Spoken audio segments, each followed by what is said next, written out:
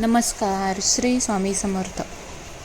आपल्या यूट्यूब चॅनलमध्ये तुम्हा सर्वांचं पुन्हा एकदा नवीन व्हिडिओमध्ये स्वागत आहे. वटपौर्णिमा 2026. यंदा वटपौर्णिमेला हे आहेत 5 शुभ रंग आणि याच रंगाच्या साड्या वटपौर्णिमेला नेसा आणि या रंगाच्या साड्या चुकूनही घालू नका. आपल्या हिंदू धर्मात सुवासिनी महिलांसाठी अत्यंत महत्त्वाचा आणि अखंड सौभाग्याचे लेणं देणारा सण म्हणजेच वटपौर्णिमा.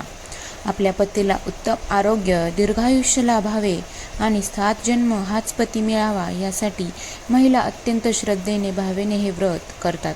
यंदा म्हणजेच 2026मध्ये वटपौर्णिमा कधी आहे, पौर्णिमा तिथी कधी सुरू होत आहे आणि कधी संपत आहे, पूजेचा सर्वात उत्तम मुहूर्त कोणता, कोणत्या रंगांना विशेष महत्त्व आहे, कोणत्या रंगाच्या साड्या घालाव्या आणि कोणत्या रंगाच्या साड्या घालू नये, या दिवशी काय करावे आणि काय करायचे टाळावे, अशी संपूर्ण वटपौर्णिमेसंदर्भाची माहिती आपण आजच्या व्हिडिओमध्ये बघणार आहे. त्यामुळे व्हिडिओ स्किप न करता शेवटपर्यंत हा नक्की बघा आणि कमेंटमध्ये श्री स्वामी समर्थ लिहायला अजिबात विसरू नका. सर्वात आधी जाणून घेऊया की यंदा वटपौर्णिमा कधी आहे. तर बघा, यावर्षी ज्येष्ठ महिन्यातील पौर्णिमा तिथीनुसार वटपौर्णिमा पौर्णिमेचा सण 29 जून 2026मध्ये वार सोमवार या दिवशी साजरा केला जाणार आहे. पौर्णिमा तिथीचा प्रारंभ हा रविवारी 28 जून 2026 रोजी रात्री उशिरा किंवा 29 जूनच्या पहाटे 3:06 सुरू होणार आहे. पौर्णिमा तिथीची समाप्ती ही मंगळवार 30 जून 2026 रोजी पहाटे 5:26 होणार आहे. त्यामुळे तिथीनुसार 29 जून 2026 रोजी सोमवार रोजी सूर्योदयाच्या वेळी पौर्णिमा तिथी असल्यामुळे याच दिवशी सर्व सुवासिनींनी वटपौर्णिमेचे व्रत करायचे आहे.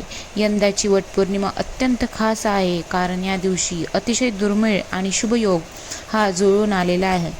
सोमवार हा भगवान शिव आणि चंद्राचा वर मानला जातो. वडाच्या झाडामध्ये साक्षात शिवशक्तीचा वास असतो. त्यामुळे सोमवारी वटपूजन केल्याने त्या व्रताचे फळ अत्यंत अनंतपटीने वाढणार आहे.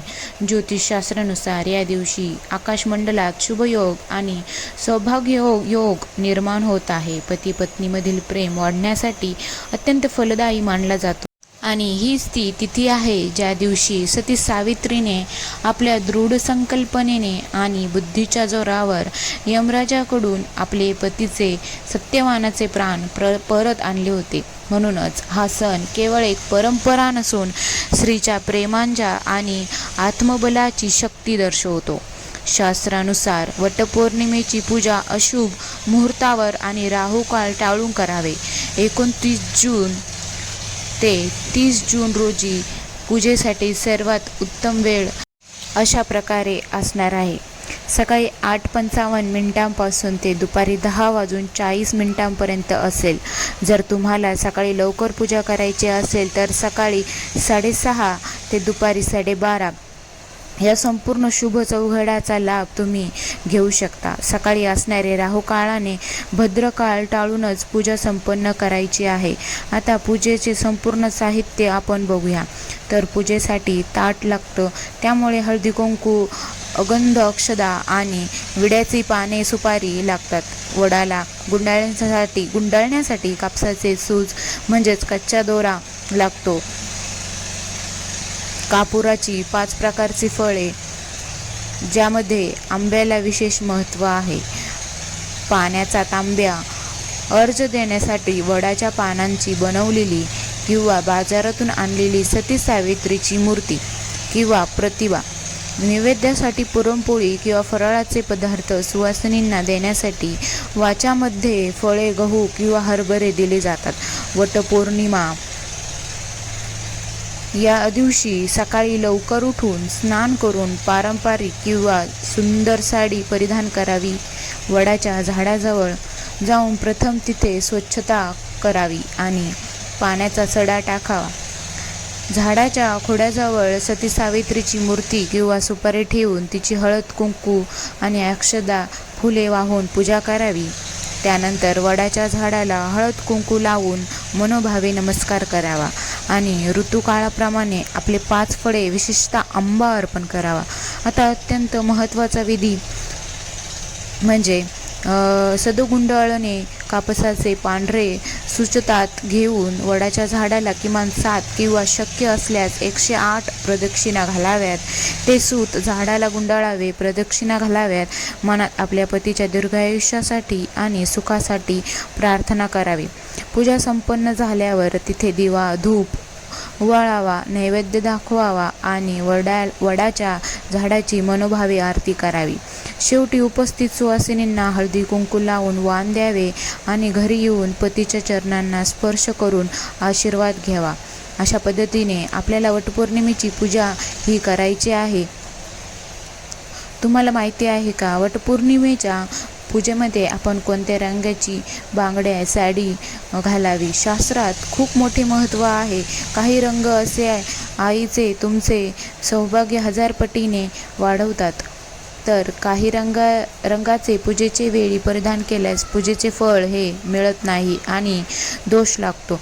तर आजच्या व्हिडिओमध्ये आपण पाहणार आहोत यंदा वटपौर्णिमेला कोणता शुभ रंग आहे, त्या रंगाची साडी आणि बांगड्या तुम्ही आवर्जून ह्या घातल्या पाहिजेत आणि असे कोणते रंग आहे जे चुकूनही वापरायचे नाही.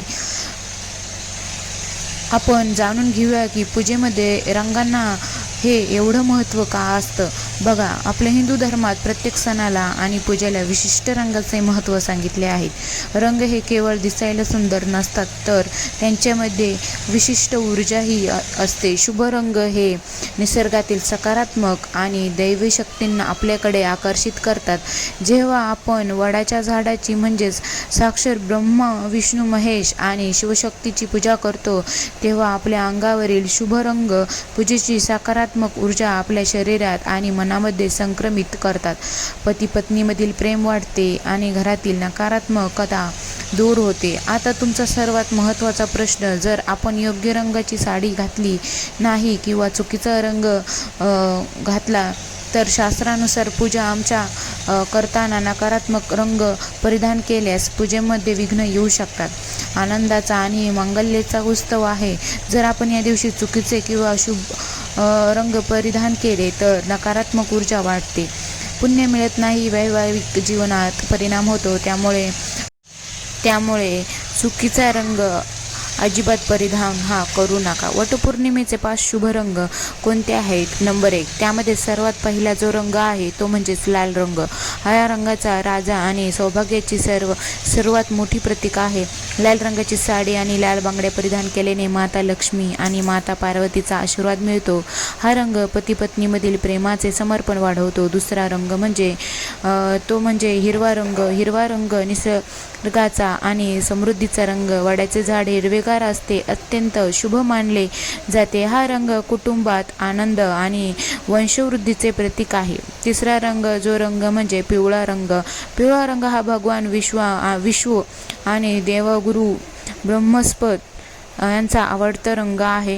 गुरुग्रह महिलांच्या पत्रिकेत पतीचा कारक असतो. तेवढी साडी घातल्याने पतीचे आयुष्य वाढते आणि नशीब चमकते. त्यानंतर पुढचा जो रंग आहे तो म्हणजे चौथा, नारंगी किंवा भगवा रंग. हा रंग अग्नी आणि पतिव्रतेचे प्रतीक आहे. हा रंग परिधान केल्याने मनात सकारात्मक विचार येतात आणि पूजेमध्ये आपल्याला याचे चांगले फळ मिळते.